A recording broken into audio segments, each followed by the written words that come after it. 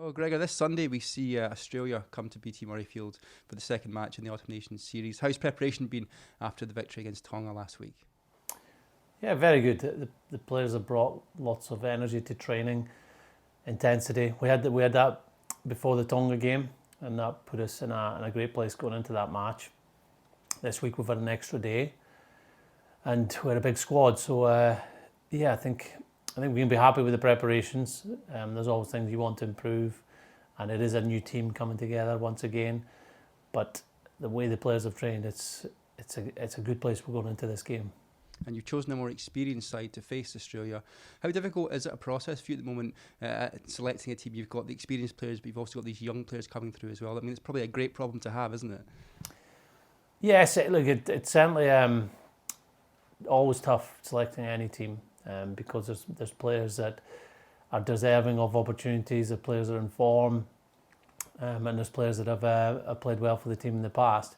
But I feel with this squad, while it was difficult in some aspects, at one stage we had all 15 players that were due to start against France available to us. That was our last game as a full side, and it was a tremendous performance. Unfortunately, Rory Sullivan dropped out, but 14 out of the 15 that were due to start that day in Paris are starting again this weekend. So that became foremost in our mind, that these players have played really well for the team in the Six Nations, are coming back into form or back playing for their clubs, so they deserve an opportunity against one of the top teams in the world. And also, experienced team, as you said, played in France, playing again this weekend, but also on the bench you've got two uncapped players in Josh Bayliss and Ewan Ashman. Just give us an overview of what they can bring if they get off the bench. Yeah, well, it is a goal as well during November that we give players opportunities. 8 players got their first caps last weekend, and we hope both Josh and Ewan get game time. I'm sure they will this weekend. Ewan's been our squad a number of times. He was outstanding for Scotland under-20s for 2 seasons. When he's had the opportunities with Sale, he's played very well. He's a big hooker, so handles the set piece well. But it's more what he does outside of the set piece that excites us. He's a very strong defender, strong over ball, and a very good ball carrier. Josh has been involved in a couple of occasions with us, but on both times he's missed out, once with injury during the Six Nations, and then in the summer when our games were cancelled. And he's been a very consistent performer for Bath over the last 2 or 3 seasons. He's playing a new position this year, new for us anyway, watching him play number 8 for Bath, and he's played really well. He brings pace, he brings a real rugby ability too, to be able to link in the wide channels. And his work rate is outstanding. So, yeah, we're looking forward to seeing those 2 players get onto BT Murrayfield and make a big impact.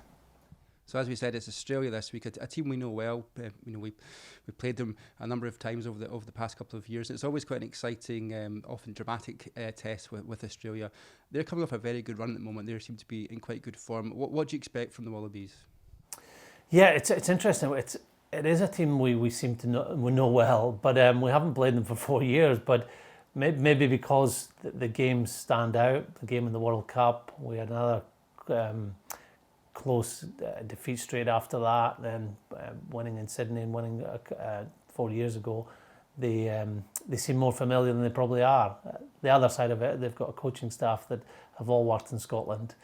Dave Rennie with Glasgow, Matt Taylor with Glasgow and Scotland, and Petrus du Plessis playing and coaching at Glasgow. So, yeah, we know them well. They're a quality side. They're a good matchup, and I'm sure they think we're a good matchup for them because we look to play similar rugby. We want to move the ball, we want to play at pace. So it should be an exciting game for the supporters, and it'll be a test for either team's defence.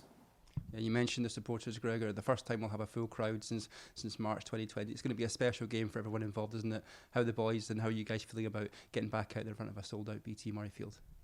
We can't wait. I think it's something like 608 days. Last week was 600 days, so my maths have suggested 8 days later. And last weekend was fantastic, just to hear that noise, atmosphere, the anthems, the energy of the crowd. this weekend is going to be double the amount of people there. So, no, we've had some special days at BT Murrayfield over the last few years, and we'll be doing all we can to make this one special too.